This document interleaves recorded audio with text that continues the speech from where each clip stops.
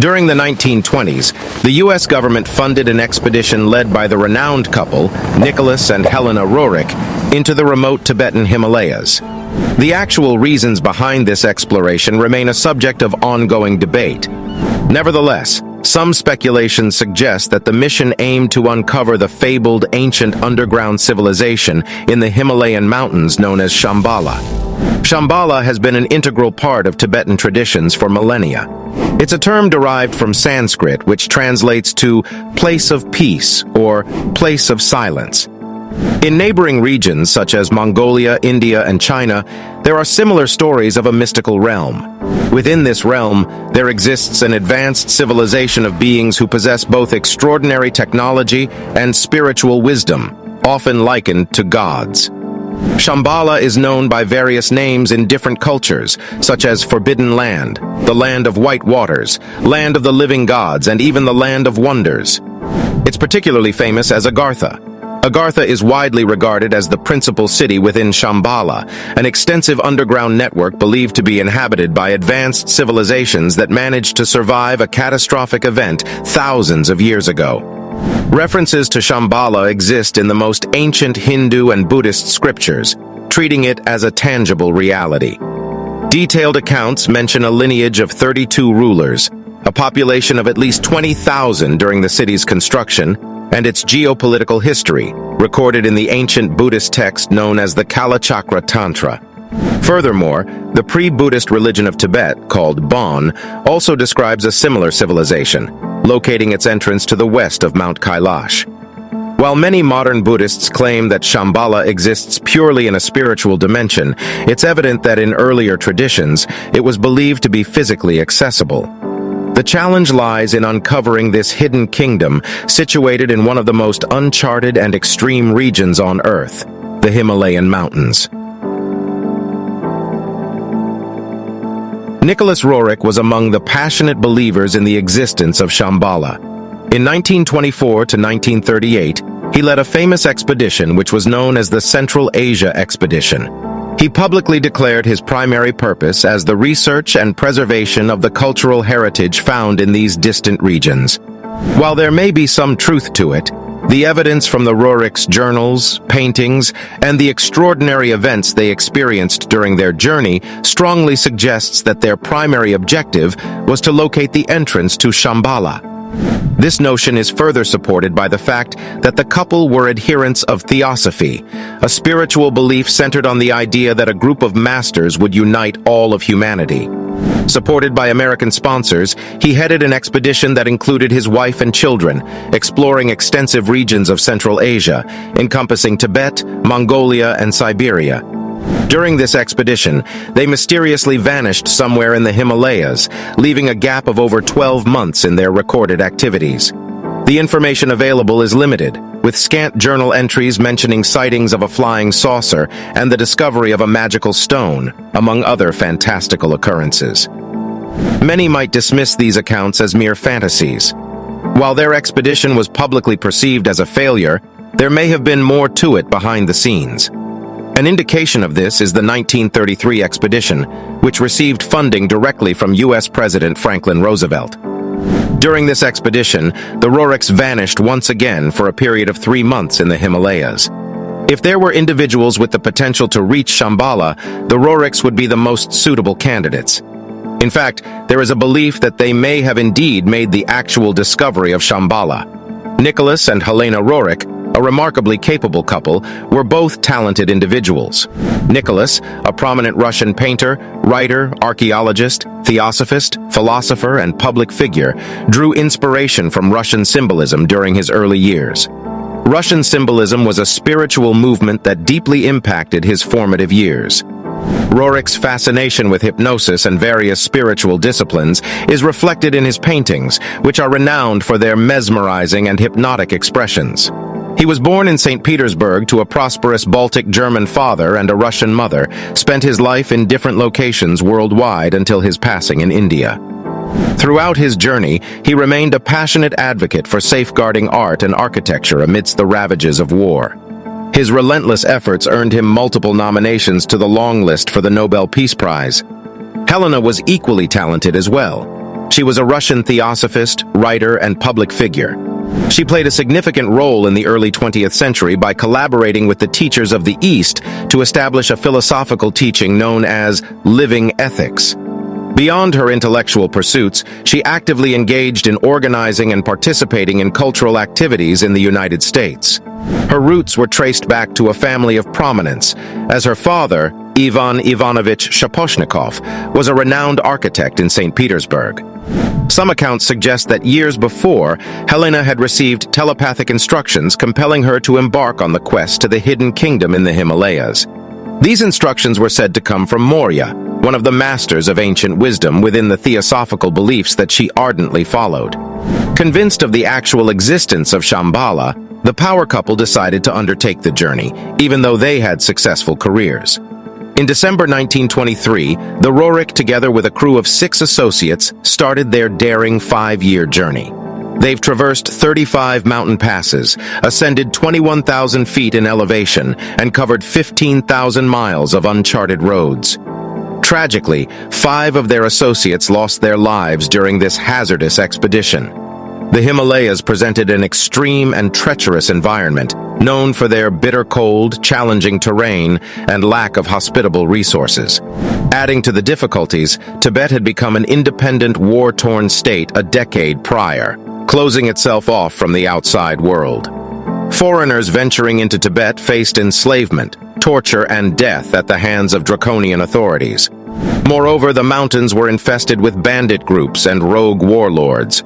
To ensure their survival, the Roerich eldest son George, who was well-versed in Tibetan culture and languages and a skilled military tactician, took on the vital responsibility of protecting the family. Much of what we know regarding their expeditions were recorded in Nicholas's 2 diaries. One was focused on scientific observations, while the other delved into esoteric accounts. Additionally, he managed to create over 500 paintings during the expedition. Without their awareness, British, American, and Soviet spies closely monitored every move they made until they vanished. The team's passage through the Taklamakan Desert, known as the Heart of Asia and one of the largest sandy deserts globally, proved exceedingly challenging. They faced dangers such as caravan looters and deadly poison grasses, leading to the loss of their horses' lives. As time passed, months stretched into years. According to Nicholas's chronicles, he had a strong feeling that they were approaching the entrance of the secretive Inner Earth Kingdom. He meticulously recorded eerie events of fire and enigmatic lights that illuminated their campsite. Of particular fascination is the fact that, according to legends, as individuals approached Shambhala's entrance, their thoughts grew increasingly hazy due to the potent aura of the city that influenced their minds. This aura possessed a spiritual power and physical complexity beyond mortal comprehension. In Nicholas's case, it seemed as though he was in communion with a formidable entity, as his paintings relentlessly portrayed a figure he believed to be the messianic ruler of Shambhala, the one destined to bring about the ultimate destruction of the wicked, the renewal of creation, and the restoration of purity. As Nicholas experienced these potent visions sent by the ruler of Shambhala, he found himself identifying as the reincarnation of the 5th Dalai Lama. This newfound connection allowed him to sense the presence of Shambhala more deeply. In Tibetan Buddhism, the Dalai Lamas, revered spiritual leaders, are believed to directly channel energy from Shambhala, establishing an inherent and profound link to the mystical realm. Among the last events documented in Nicholas's diary was a remarkable sighting, a description of a flying craft witnessed by 7 members of their crew. This observation holds significance as it occurred a full 24 years before UFOs became a matter of widespread public interest. On August 5th, something remarkable. We were in our camp in the Kukunor district, not far from the Humboldt chain. In the morning about 9:30, some of our caravaneers noticed a remarkably big black eagle flying over us. 7 of us began to watch this unusual bird. At this same moment, another of our caravaneers remarked, "There is something far above the bird," and he shouted in his astonishment. We all saw, in a direction from north to south, something big and shiny reflecting the sun, like a huge oval moving at great speed. Crossing our camp, the thing changed in its direction from south to southwest, and we saw how it disappeared in the intense blue sky. We even had time to take our field glasses and saw quite distinctly an oval form with a shiny surface, one side of which was brilliant from the sun. Following this incident, the Roerich and their entire crew vanished without a trace, seemingly disappearing from the face of the earth. Despite being under close surveillance by Soviet, American, and British intelligence, all communications abruptly ceased, leading the world to believe that the Roerich had perished. The only account available of this period comes from Nicholas's diary, revealing that the last 5 months of their journey were spent enduring the harsh conditions of a Tibetan prison camp, where the brutality was so severe that only 1 out of their 6 crew members survived. This unfortunate revelation, however, leaves more than 7 months of their mysterious year unexplained and unaccounted for. In 1928, they were eventually released, and Roerich quietly returned home. At first glance, one might hastily conclude that their expedition was an utter failure. However, upon closer examination, legitimate reasons arise to question whether they had indeed accomplished their intended mission and possibly discovered the hidden city during those elusive 7 months. For one, a peculiar entry in Nicholas's diary emerged when it was made public. In the remote valley of Umon, an old monk guided them to the back of a temple, where a substantial cave entrance was carefully sealed with stones. The monk asserted that this was a sacred gateway to the inner earth realm of Shambhala, and strictly forbade their entry. Secondly, the Roerichs were sent back to the Himalayas for a follow-up expedition from 1933 to 1935. One might wonder why they would be entrusted with another expedition if their initial attempt had been deemed a failure. Remarkably, this second expedition bore the direct approval of U.S. President Franklin Delano Roosevelt and was funded by Henry A. Wallace, the Secretary of Agriculture and future Vice President, who regarded Nicholas as his guru. During the second expedition, they disappeared once more, this time spending 3 months deep within the Himalayan mountains, and no documentation exists regarding their activities. The highest office of the U.S. government directly supported the second Roerich expedition.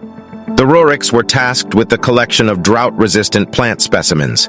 This was particularly intriguing due to the fact that Roerich weren't scientists. Their expedition undoubtedly evoked diverse political responses from different nations. However, certain theories propose that Roerich's purpose was to undertake a quest to bring back a mystical Chintamani stone to Shambhala. This notion was strengthened by a letter written by Wallace to Roerich, where he alludes to the stone and its speculated ability to establish a new world order. And I have thought of the admonition, await the stone. We await the stone, and we welcome you again to this glorious land of destiny. In 1928, the year the party vanished, it is believed that Nicholas came into possession of this mysterious stone. One of the supposed strong links for this is that the Tibetan symbol for the Chintamani is the pyramid of triple circles, and the same imagery was used on Roerich's banner. The Chintamani stone has been a subject of fascination for treasure hunters, captivating the human imagination across generations with its tales of being a wish-fulfilling jewel that has circulated worldwide. These legends likely originated from Hindu and Buddhist traditions, drawing parallels to the Western alchemical concept of the philosopher's stone. In Mahayana Buddhism, this sacred jewel is believed to be possessed by those on the path to Buddhahood and by Buddhist monks.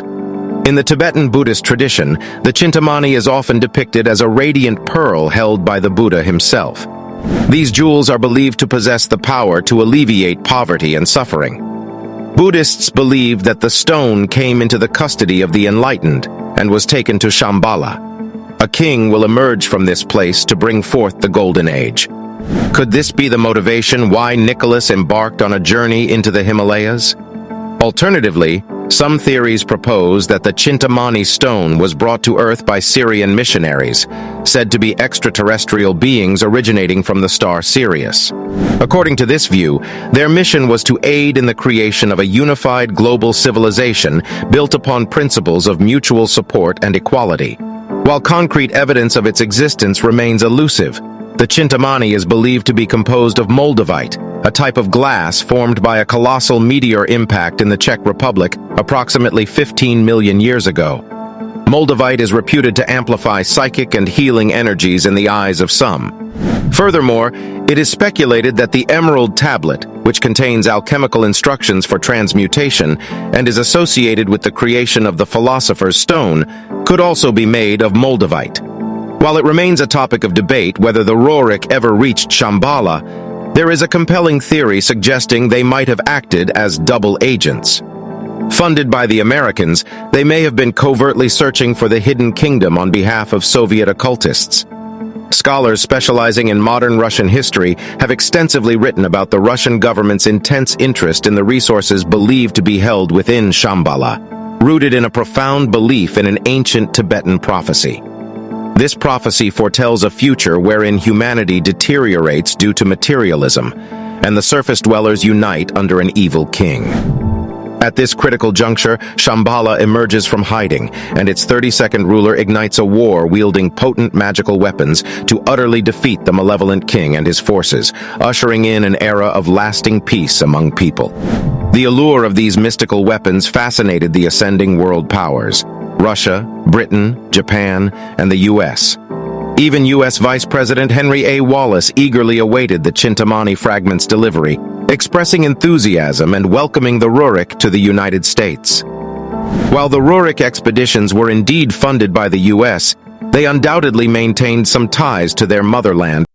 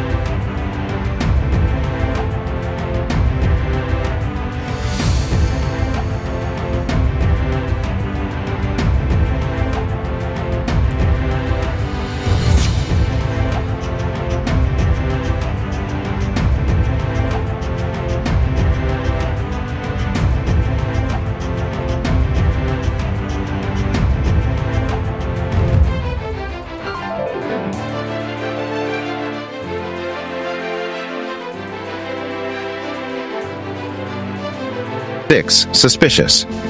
This has led to speculation that the Roerich could have acted as double agents for the Soviets, delivering information and artifacts to the Soviet secret police before continuing their journey.